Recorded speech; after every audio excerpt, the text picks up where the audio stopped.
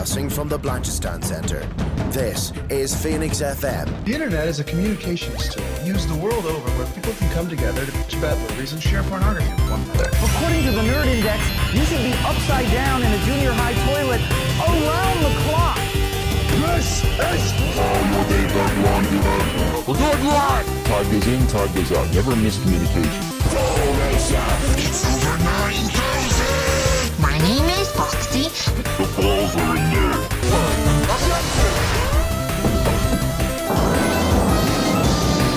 Do a barrel roll! Don't face me, bro! It's a trap! I'm a fire in my ball! Time to Hey, Charlie, wake up! Oh, God, oh, man!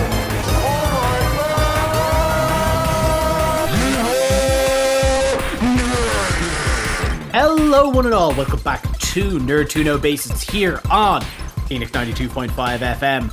My name is Kev and with me is Dara. How's it going, Dara? Ahoy, folks, we are in the 21st century. Because Skype Dara, died, we had to jump into the future. I can't emphasize enough how much Teams did not want me to log in to their service. It did not. The first time I tried, it literally came up saying, oops, something's wrong. The second time I did it, it just closed my browser. And the third time, it sent me to 3 different login screens. Teams is a non-starter, y'all. Listen, I mean, look, obviously we're not sponsored by any video conferencing software.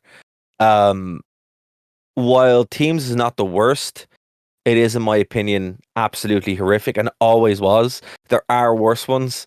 But also we're not paying for Zoom if we can because that's expensive. So we had to find another way. And I have to say, shout out to Discord because that's how we're doing it. And I heard this from James Chupenny, who was like, hey, you can just use Discord and it will like treat the audio. So if the audio sounds better, I'm intrigued myself because obviously we're recording it. It gives you like separate audio files that you can just kind of mix. So I'm Dara wow. Dara has learned the magic of multi-track recording. Well, this is the future. No, I mean, my favorite show that we've ever done have been the ones where I was able to get a multi-track recording, but I haven't actually figured out how to do it over the internet. So I'm glad other people did. So look, as I said, if our audio sounds better, folks, this is why, because we have finally moved on from the early 2000s. Finally. Well, let me tell you. Well, I think let me tell you about something that hasn't moved on from the early 2000s because it's gone. We got some bad news on the games journalism front, Dara. Renowned video game journalism site Polygon is, for all intents and purposes, dead. Well, breaking news kind of came. It's still up now, right but it's not gonna last, and certainly not in the way it's like it's known. Recently, Polygon. Some of you know Polygon. Polygon is a very well reputed games journalism site and also YouTube channel. That is kind of how I mostly know them. A lot of people probably recognize it because it was the host of Brian David Gilbert's Unraveled series. Yes. But on top of that, they've been host to a bunch of really really good games content, video game content. Unfortunately, Brian David Gilbert got hit with a bunch of layoffs last year. That was a pretty bad sign of things to come. Then, from their parent company, Vox Media. Today, though, they made an even worse blunder. In Vox Media then has now sold it to Valnet, who, if you don't know, Valnet are the parent company of sites like Screen Rant. And anybody who knows much about games journalism know that's probably a bad sign. And on top of that, it's a bad thing. And then on top of that, with that sale, there was the layoff of, I think, over 20 writing and creative staffers from Polygon, including one of their editors-in-chief and one of the founders, by Chris Plant, who some people might know. I certainly know him from the Besties podcast. Yeah. Which is a damn shame because, like, aside from being like just a very funny and charming person, really insightful writer. You know. Yeah, I mean, this is the thing though. There's so many like Polygon is like one of the major names in video game journalism, and it seems to be like, even though the content has changed, as you said, like everything's kind of moved to YouTube. People consume their game reviews now mainly through YouTube, and I know even myself, like I would do a fair amount of writing. Keen does a lot of writing as well. It's just, I think this really screams to the fact that people are consuming media. They're just not reading as much anymore, and your content really is, you stick on something, you're doing something else, and it's like when you think about the whole video game. I know Polygon obviously talk about entertainment stuff as well. It's not just video game stuff, but they would mainly be known for that. It really does kind of say something that we're moving away from the old guard of media. It's very weird. It's a weird time. It is, but like I think if anything, it was like that sign that Polygon was ahead of that curve. Yes. They were like, I would have subscribed to them not as like out of a like an obligation from like a journalist point of view, but because I just enjoyed the videos they were putting out, as well as like their creative reviews and things. And yeah, to your point, the main reason I read game like journalistic reviews on the likes of Polygon and Kotaku is kind of for this. It's kind of for this podcast. Yeah, because I like to have sources on hand. Yeah, and I think that's the real point. Like for some reason, broadcast journalism, YouTube journalism, it's lesser than the print, even on digital. For some reason, I mean, it's weird that that's still there, but it kind of is what it is. I think it's because you do have to have your source. There's the editorial hand. It's like, I mean, even for myself, I've started writing for a different video game, a different video game website. Working on the first draft now. It's been a while since I've actually like written for them, and it's the punished backlog is the website that I'm working for. And I mean, it's weird that it's I'm out of practice. There's a strong editorial hand there, and that adds a lot of credibility. And I mean, like, there's certain sites that you'd like, certain sites that you go to because of that editorial hand. And it's sad that if this is kind of like, they're losing traffic or something like that, that will go away. But new media always changes, and that's just kind of how it is, isn't it? It is. But again, it's unfortunate to see something who I think would be like fairly well respected as far as kind of clarity in games journalism. Is being sold to a parent company whose primary focus is clickbait and content mill. I mean, well, that's what's making the money. And that's making, and like, I mean, but the thing about it is, like, that is going, like, as I said, the only reason you'd go to a Polygon or a Kotaku or whatever website of choice is because you like their editorial hand and style. And if that goes, well, then it's not worth anything. It's just a masthead. Yeah, at that point, you're just another farm, another content farm. So so no, it's watching the kind of the change of the landscape, because I think, like, as far as I can really tell, because with Polygon gone, IGN has kind of always been up and down on the rocks as far as its journalism. Like, there's been plenty of sources of plagiarism kind of levied against some of their staff. Like, Kotaku kind of is the last, like, well-known, reputable kind of games journalism source actually doing like declarative game, like declarative reporting on it. Yeah, it's one of the old guard, and especially in like the climate of the games industry we're in now, where there is so much fire being put on like major game studios because of the just round after round after round of layoffs. You need that kind of, that sort of truth in games media that isn't afraid of like speaking up about these sorts of injustices. So yeah, obviously I'm just speculating on what's going to happen.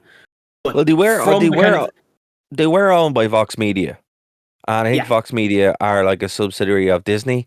Could be wrong about that, but it's surprising because it's like, like what Martin said on the wrestling podcast. He said that the wrestling war is fought in boardrooms, and surprise acquisitions do happen. Like, I don't know if people know this who are listening to the show, but the wrestling promotion AAA was bought by WWE out of nowhere. Literally, it was not on anybody's radar. It just kind of happened, and I think that's kind of how media is happening now. There's something there that they want. There's some kind of whatever it is, but it'll be interesting to see the fallout of this. Because if it is a clickbait kind of thing, there'd be no interest.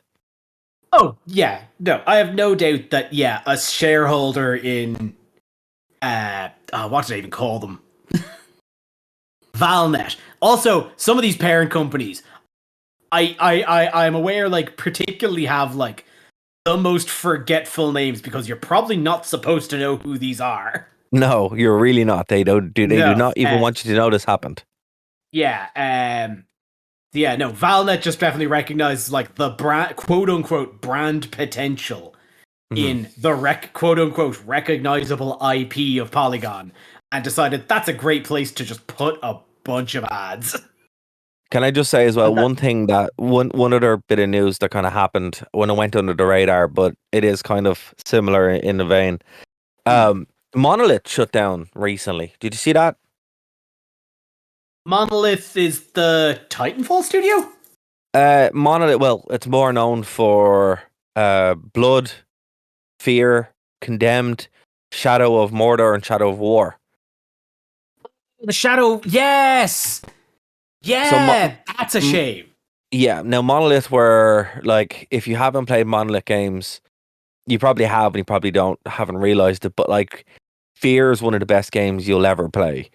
The Condemned series, the first one's really good, the second one less so, but the whole Nemesis system in Shadow of Mordor and Shadow of War, they are fantastic games. Now, they were bought by WB in 2011, I want to say.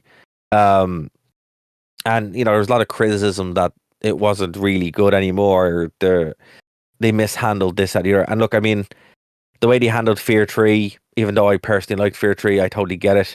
But this was really sad to see. I mean, they were working on a Wonder Woman game for DC, and it's just done. Finished. So more than 25,000 developers lost their job in the past 2 years, and they laid everybody off, closed the studio, and that was it. So, and that's a case of but that's a case of a smaller studio that had a great name, very much like Polygon, being bought by a giant and just been snuffed out over time. And that's what happens again and again and again. We've seen. So I hope that doesn't happen to Polygon. And I'm really sad about Monolith because I really, really like their games. Yeah, no, it's such a shame. And like, as I said, that's just one of an endemic spree of like video game layoffs over the past year. You just Google video game layoffs and you'll probably get like a bombardment of various different studios that have been shuttered by big corporations lately. WB are a particular like brand of like WB games are a particular brand of just inept. If the needle doesn't go up, that's it. I think like the speculation is that the Suicide Squad game tanked so much that they were just like, nope, nothing. If it's not going to be profitable, we're cutting it. You're making a Wonder Woman game, Suicide Squad failed. That's cutting it. We're doing it. We're done. Out. So yeah, no, it's a shame. But to lighten the mood a bit, there are some better games by studios who do not look to be put under. We talked a little bit about it last week, but Dara, you've got some hands-on experience on the Oblivion remake, which in part was Bethesda Softworks, but the remake was primarily handled by Virtuous Studios. Yeah, so this dropped out of nowhere. I know you guys talked about it briefly last week.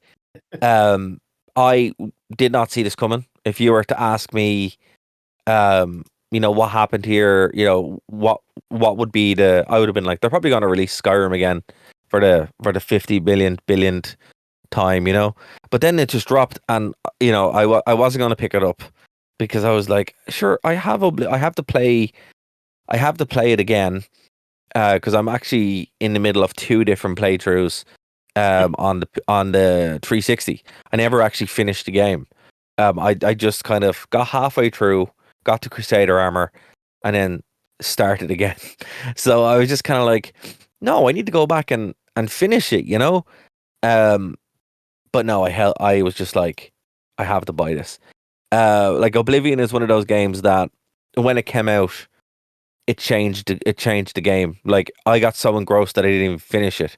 Obviously, I finished Skyrim, I finished Morrowind, but I'm like 80 hours deep on 2 different playthroughs, and I just don't want to finish the game. So my hope this time around is that I'll be able to get over myself a bit, finish the story, and then kind of dig around. Now, what I will say is that it looks. Yeah, sorry to cut you off. Okay. But like to that point, there's something about Oblivion, more so than Skyrim, that encourages exploration in a way that like more than Skyrim. It makes you think, I want to go dive in that hole. What the hell's happening? No, but and you usually end up that's with it. something weird. Yeah, no, that's it. Like, and that was the appeal. Like Skyrim, while it's great, it is very. I don't want to say beginner friendly.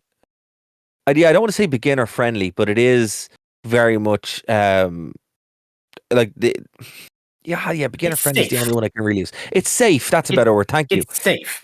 It's very safe. It's very linear in an extent, and even if you try and do that, you can't really disappear for days at a time.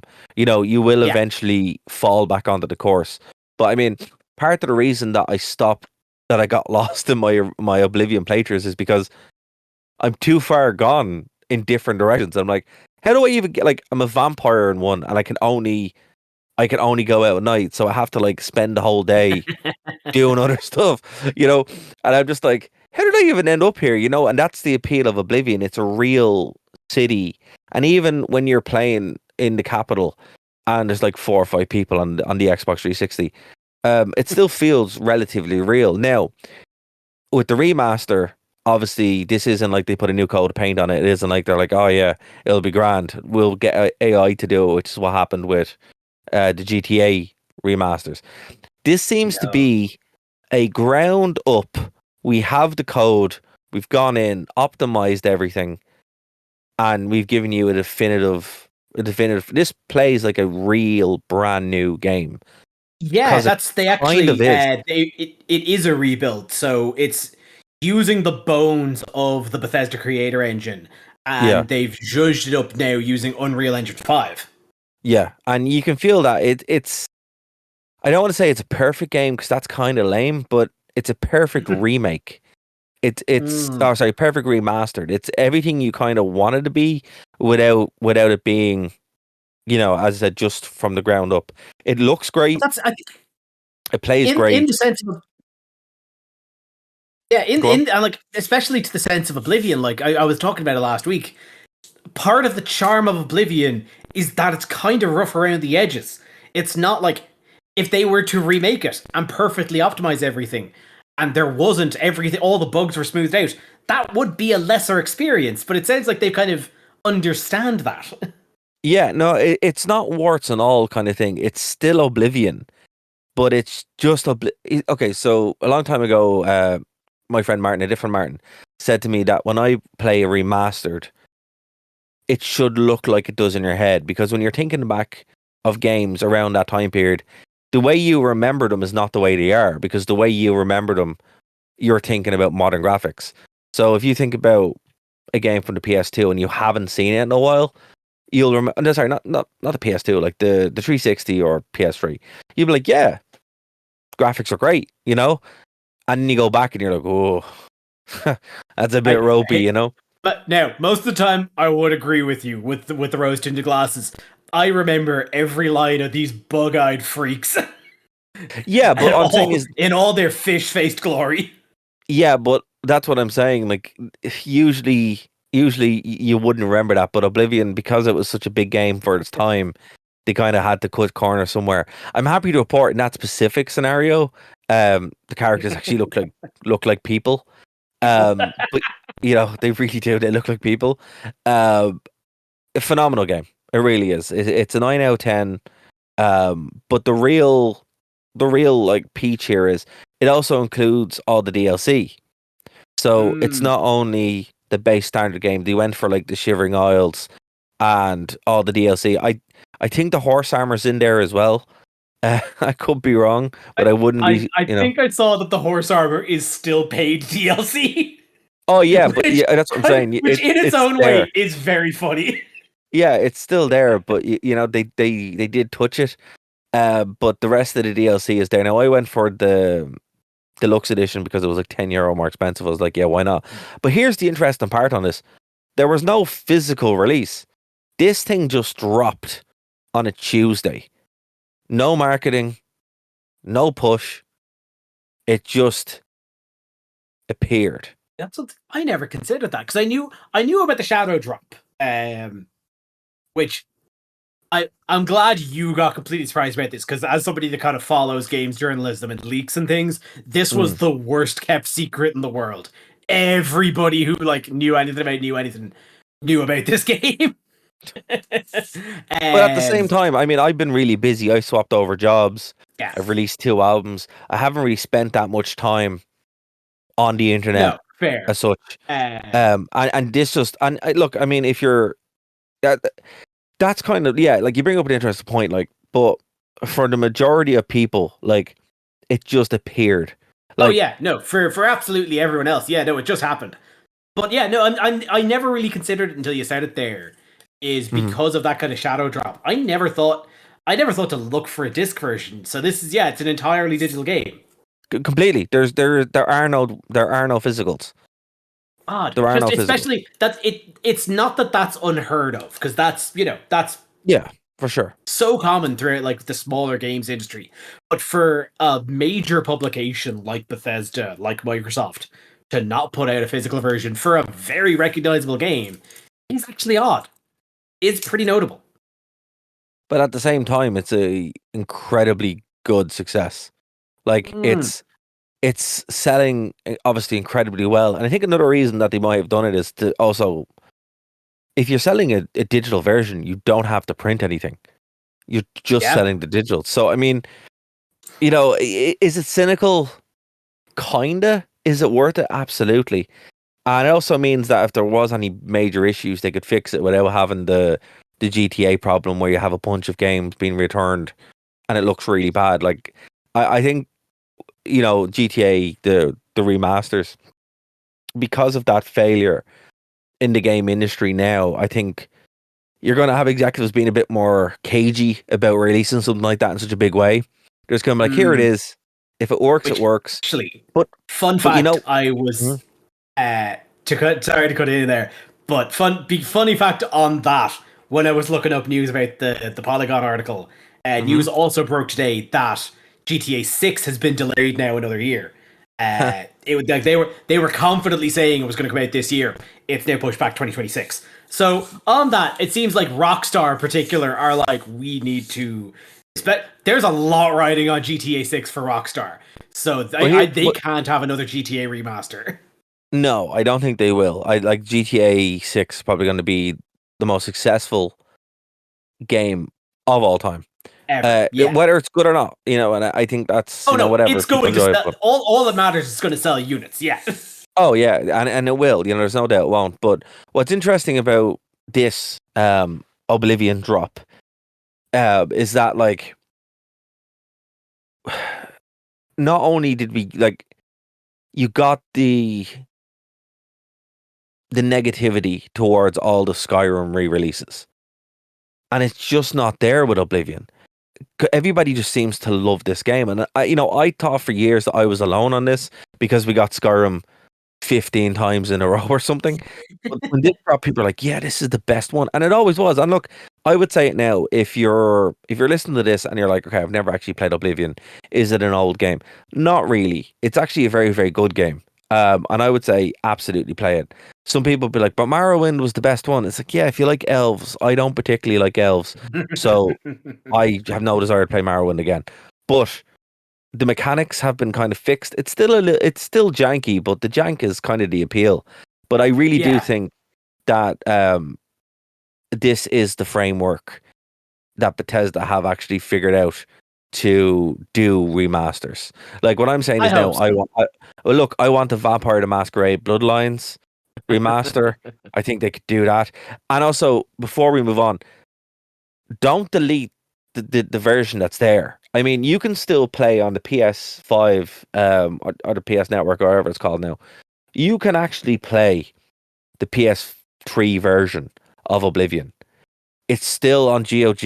Yeah. It's still on It hasn't Steam. overtaken it. It hasn't It's still, overtaken. still on PC. Yeah. You can still play it, and I think that was one of the biggest missteps that was done by Rockstar when they're like, we're going to delete these versions. Because here's the thing, no matter how good this version was, and it is very good, in my opinion, it is only the real way to play it. There's no other way to play it now. But I'm not everybody. There's going to be some people that still likes it. So, and if it had failed, you would have been like, well, I can just do this with mods and it'll be fine. I think Bethesda were very smart with this. They've learned from the mistakes of the past, and they've actually put forward now not only the framework how to do a remaster, but also how to release a remaster. It's genius all across the board. Absolutely, I think marketing gold. In Bethesda, like, because that's obviously, I think there was a lot of jaded cynicism from the Skyrim remakes that said, also, we gotta remember Starfield bombed. Starfield absolutely flopped on reception. And I think that kind of sent them into a bit of a panic mode. So I think this is kind of like, this is a band-aid over that.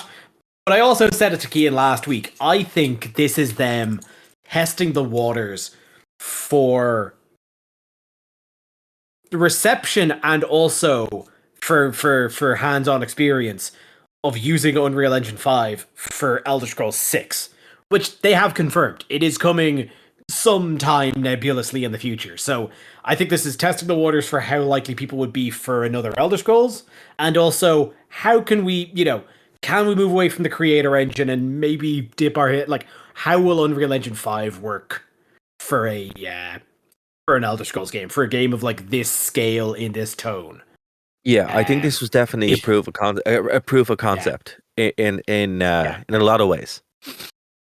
The only downside I have noticed to this, though, is especially because of the Shadow Drop, and especially its absolute, like, its huge success, is that it outright ate the lunch of so many games that were set to release, like, that week.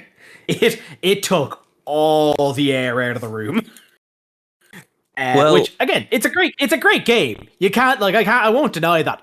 But there was a bunch of games that came out that week that just vanished off the face of the earth because of it. And I want to sit here and yell about one of them. Go for it. Because I have not been playing the Oblivion remake, because since the moment I first saw it, have been super excited about Claire Obscure Expedition 33. Do you know anything about this, Tara? When we talked about it, I was confused with another game. So no, I know nothing about it. No. Okay, so first off, it's the debut title from I want to say Firewalk Studios, but I might just be thinking of the David Lynch movie. But it's the debut title from a French studio. I need to rewatch that. You know what? I still haven't seen Firewalk with Me. I watched the series, but I could not get Firewalk with Me on anything. It's not on Paramount, which is a damn shame. No, you have to find other means. Yeah, so no, I intend to one of these days. It's fully on my list. Sandfall Interactive is the studio. So it's their debut title, and what's really cool is that it's a big budget turn-based RPG, which we don't get a lot of these days. I think like the Persona series and by extension Metaphor ReFantazio are kind of the main like flag bearer for that. Yes. Because but as far as like kind of like traditional fantasy RPGs, it's kind of gone the way of the dodo. And this is a stunning return to that form. I think I described it to Kian last week before I played it, is that it feels like what if Final Fantasy in the style of games they make now went back to the turn-based system. And it's amazing. This game absolutely rules because it takes the best parts of turn-based systems that have evolved over the past 3 decades and kind of just sand off any of the rougher edges. Okay, so for example, so it's turn based. You can get it's turn based. There is enemies out in the world map. You can attack them first to get a first hit combo. Great. Enemies have weaknesses to exploit. Basic thing, always handy. There is an active battle parry and dodge mechanic in the battles. So when an enemy hits you, you can dodge. The dodge window is pretty generous. You get out of the way, you take no damage. The parry window is much tighter, but if you parry all the attacks of an enemy's combo, you can perform a counter attack that's very effective. So it keeps these turn-based battles very engaging. There's an active element.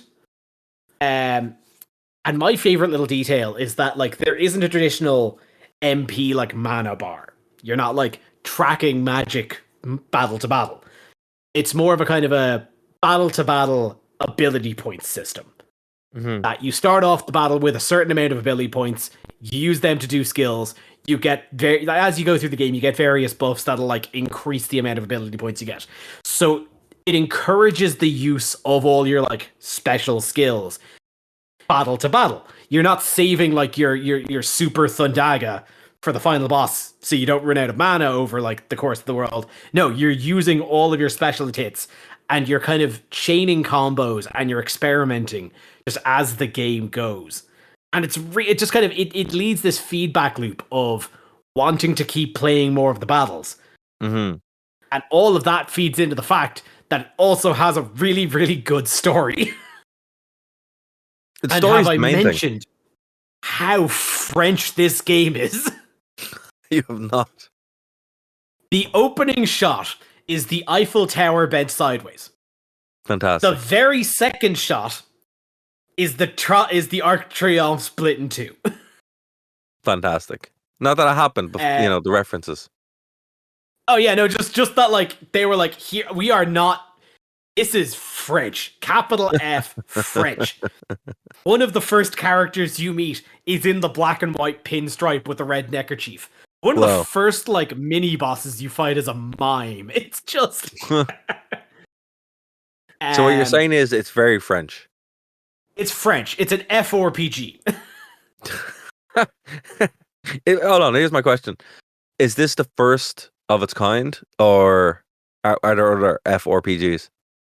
I can't say for certain. I certainly none that are like quite so proud in their Frenchness. But also, like, it is kind of there is. I don't know if you've ever noticed this. There is a kind of a weirdly symbiotic relationship between France and Japan. You'll notice, like, Japan is inundated with French restaurants, and I think a lot of French creatives look to Japan. Like the French animation sector is pretty bustling and thriving, and very heavily influenced by Japanese anime. Yes, it would be. That makes sense. Interesting crossover. But all this to say, Clair Obscur is fantastic. Also, the reason I actually found it in the first place, and I mentioned it with Kian last night, all-star voice cast. And I don't mean that in like celebrity cameos, although there is one. They did get Charlie Cox. Really? Yeah, he's the main character. And I'd say a very good like voice performance. But in terms of like voice actors roles, you've got the name of the actress keeps escaping me, but she played Shadowheart in Baldur's Gate, and Ben Starr, who played Clive Rosfield in Final Fantasy 16, which also very clearly indicates that they're like really pushing the Final Fantasy comparison for their benefit. Really? Yeah. And actually, the one thing, so I'm playing it at the moment. What's also surprising me is it's not terrifyingly long. Like, you start a JRPG, you're you're sitting down for like 150 hours, right? Yeah. I'm like 15 hours in, and I'm already clearly at the halfway point. Like, I've hit the end of the world, and I'm staring like the final boss in the face. I just have to do like 3 things to get to her. It's not it's a big game. It's expansive. There's a lot of like small side content and optional bosses and things you can go for, but it's not overwhelmingly large. It is it is concise, and it really, the pacing feels great. The world feels big in scope, but not like never ending. It hits this really nice balance of having something that feels big and epic, but in like a concise format. Right. Thoroughly recommend it. Absolutely. If you aren't playing the Oblivion remake, thoroughly recommend Clair Obscure Expedition 33. There we go. A thorough recommendation. But listen, a bit something topical we actually have to bring up before we get into our Thunderbolts review, right? So when this goes out, so we're 2 days away recording this from May 4th, which is Star Wars Day. And the Lego store has some really cool stuff at the moment. So every year they do their own Lego drops. And right now they have Slave One, like they call it Jango Fett's Fire Spray Class Starship, or Slave One, which is its name. But it's cool because they have like a free Camino training facility with like a little training pod of the clones, and I think that's pretty cool. But yeah, every year they just manage to get me. Every time I'm like, you know what, I don't need any more Lego, they just pull me right back in. It's the Al Pacino meme, just when I thought I was out. They pull me right back in. But here's the thing, it's not just that, right? There are some cool sets coming up, because around June is when they do their refresh of their stock, right? So they have a Sherlock Holmes book nook coming out soon, which is exactly what you think it is. You put it in the middle of your books, and it's a street from Sherlock Holmes. Yeah! And it looks fantastic. They also have an Iron Man Mark IV bust also coming out in June. And I'm just like, oh my God, I don't need any of this, but I'm going to buy both of them because they're awesome. But yeah, okay, right. So before we get distracted, also, if anyone's in Liverpool or was in Liverpool, yeah, Comic-Con is on the 3rd and the 4th with loads of Star Wars people. So you have Anakin, Hayden Christensen's what's her name? there. Yeah, Hayden Christensen's there. Rosario Dawson, who is Ahsoka. You have Ezra. And he had a few more people there, but like a lot of people cancelled from this con for one reason or another, including She-Hulk. She was supposed to be there. But one of the guys who I'm actually, and you have like Cobra Kai and stuff like that, so I'm hopefully going to get an autograph. But what the one person who I actually really want to meet, and I'm going to bring the DVD with me, Michael Ironside is going to be there. So you may not know, he was the bad guy in Highlander 2, right? Now, I love Highlander 2. Like, I really do, right? I knew the name from somewhere. Yeah, he's in Starship Troopers and he's in a bunch of things. But he's the bad guy in Highlander 2. Now, I have a DVD copy of the Renegade cut.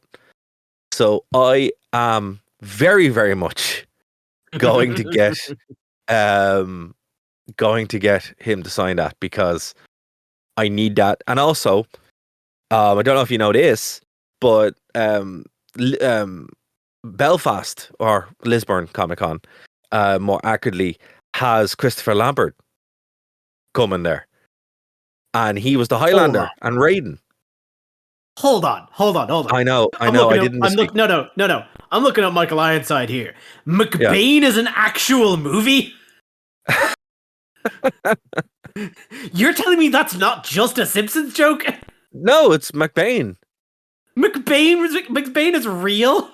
Christopher Walken is McBain? You sound surprised. What is happening? Dara, why didn't you tell me this? I thought you do this. No, I didn't know. If I knew Christopher Walken was the actual real life McBain, I would be telling everybody. Well, now you know, and now everybody else knows. I thought, what? Why did they get? Why would they make him an Arnold Schwarzenegger parody if it's Christopher Walken? Oh, Darren, this has changed my life. This. Well, I'm very happy for you. But again, you completely no sold. Christopher Lambert is going to be at Lisbon Comic Con. Now, I'm sorry. again, That is fantastic. I got sideswiped. you're okay. That's fair. That's fair. But you know what? I wasn't a huge fan of the Lisbon Comic Con. Not because it was actually no. There's loads of reasons. To be fair, I mean, look, they do their best. They do what they can do.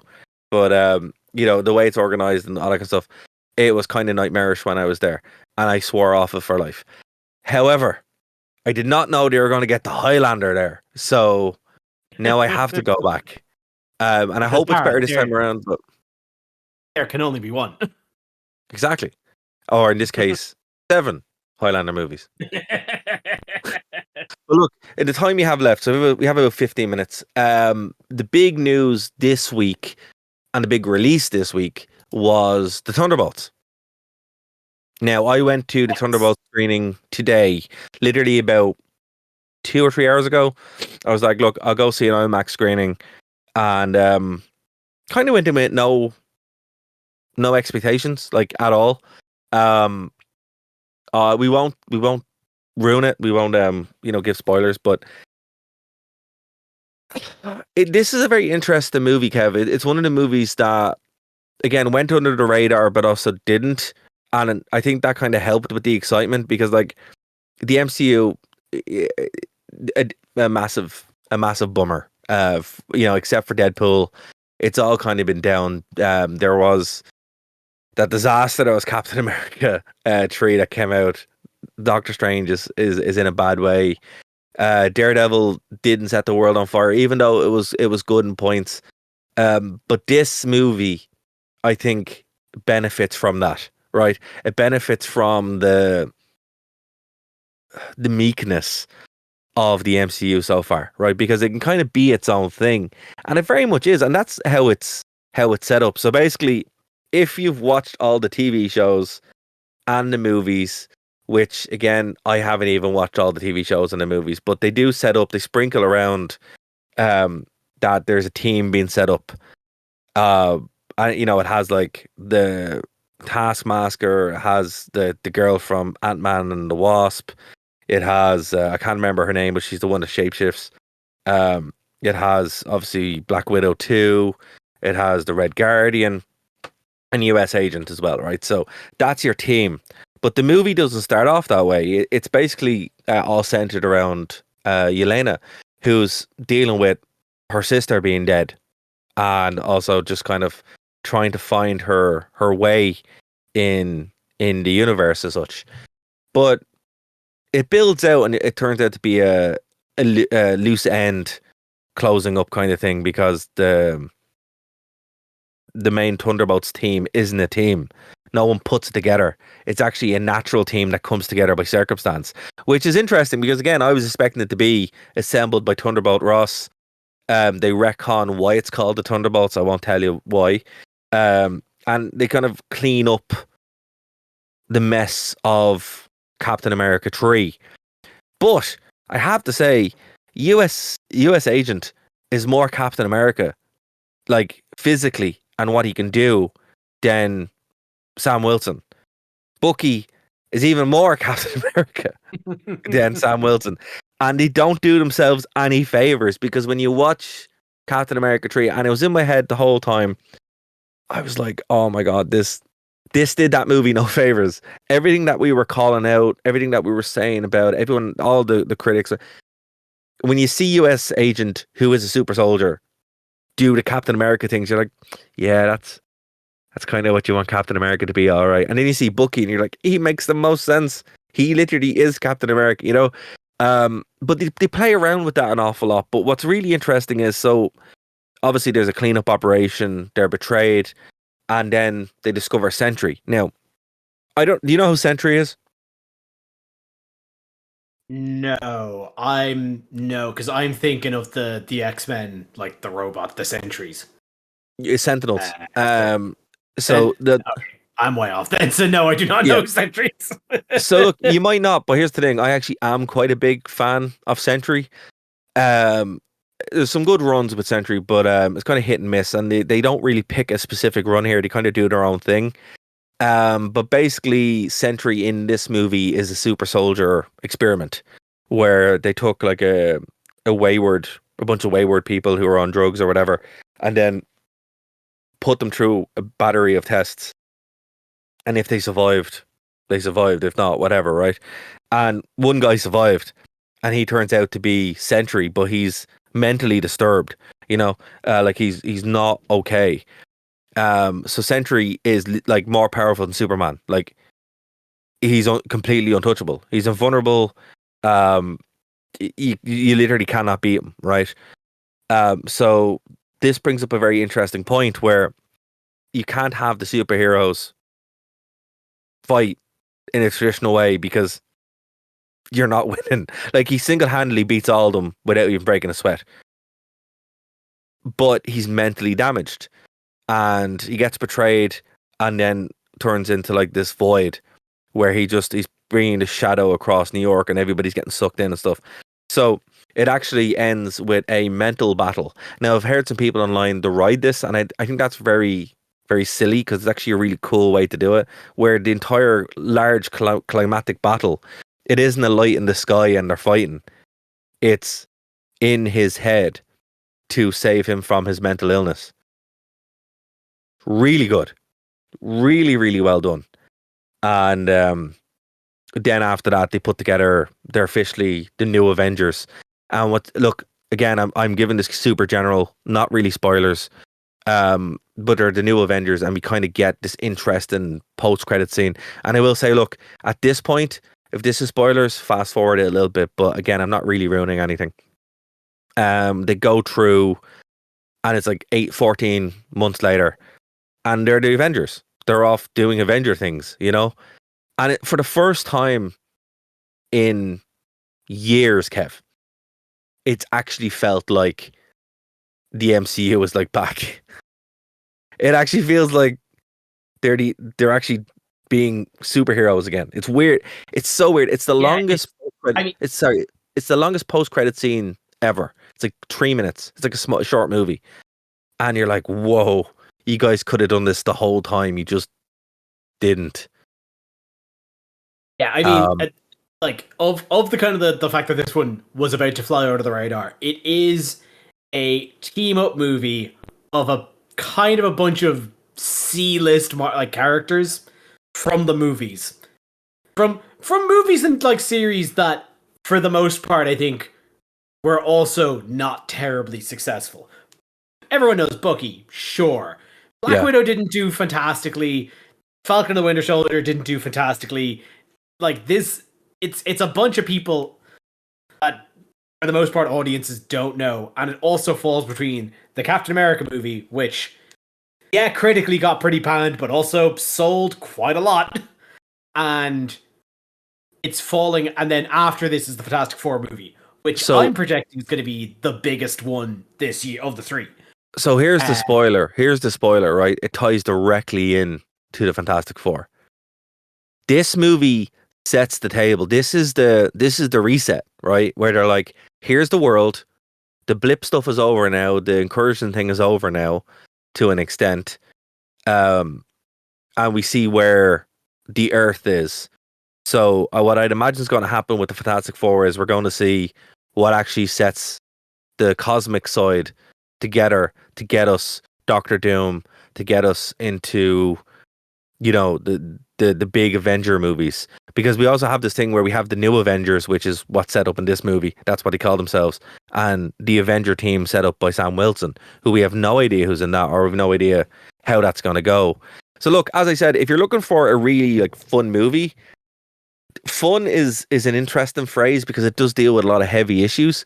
It's a very well-made movie. The action scenes are actually really good.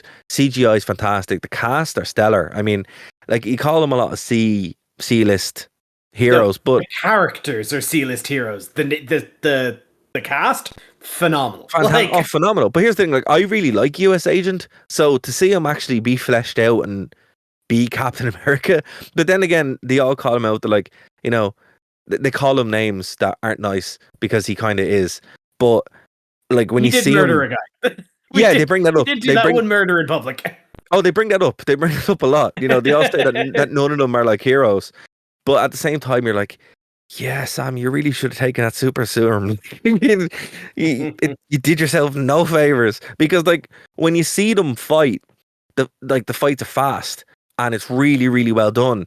And then you go back to watching Captain America 3 and you're just like, it's so slow and lame. You know, and it's just, it feels more, ironically, it feels more real. It feels more grounded. Because, you know, you're not being pulled out of it going, well, the Hulk hit him and he's just a man. He should be just soup now at this point. You know, instead of, how did he survive that? You know, in this, you're like, okay, I can buy that you can do these things. It's one of the best movies of the series. And I'm not putting that on a high pedestal. It is a really, really, really good MCU edition. I think as well, like, there was a bit of trepidation on the run-up because there's no avoiding the fact that it knowingly draws comparisons to the Suicide Squad. And you kind of, because of the way that, like, movies and, like, comic book hero movies have gone, there's a real spectrum of Suicide Squad that we kind of have as table setting to this. You know what? So I think a lot of people were curious as to whether it would fall as an air one or a gun one. You know what? I think it's neither. I'll be honest with you. It's its own thing. Like, it's because it you know, it's more like the gun Suicide Squad, to be fair, right? If you are going to tease that out, but this stands on its own 2 feet. It's an Avengers movie. That's what it is. Just not really. You know, it's like, what does the other side of the coin look like? They're not bad guys, they're not good guys, but it's kind of an underdog one. They're just kind of there, and it's like, well, look, they don't really like each other, but they need to actually work together. And then at the same time, they're dealing with these big issues in the post Avengers world. Like, there's a really cool bit where they're at a gala and they're talking about New York, and they're like, yeah, here's some of the stuff that we got from the original fight. Wasn't that such a long time ago? And you're like, cool. The world feels real. You know, it's the first MCU project that doesn't feel fake. It feels like it's an authentic world and it's lived in. So yeah, I'm a huge fan of this movie. I would say if you haven't seen it, absolutely do. Go see it in IMAX. You'll have a great time. But yeah, I think we're almost at time, Kev. We are just about, yeah. No, it's definitely the one that's gotten me like the most intrigued out of any MCU project the past while, bar Daredevil. But yes, that is going to be our episode for us this week. Thank you all for listening. If you would like to hear more from us, of course, go over to our YouTube channel, nerdtoknowmedia.com, youtube.com/nerdtoknowmedia. All of our back catalogue shows are uploaded and recorded there, along with a bunch of shorts, reviews, a whole lot of stuff. So much stuff you can go and listen to. A lot of great stuff. If you want to find more of us on our social media platforms, you can go to nerdtoknowmedia.com. All of our links to our socials are there. There as well, of course, you can find our Patreon. If you like what we do, we'd appreciate the support. And I suppose until next week, I've been Kev. I've been Dar. And we'll see you soon. Goodbye. Bye-bye.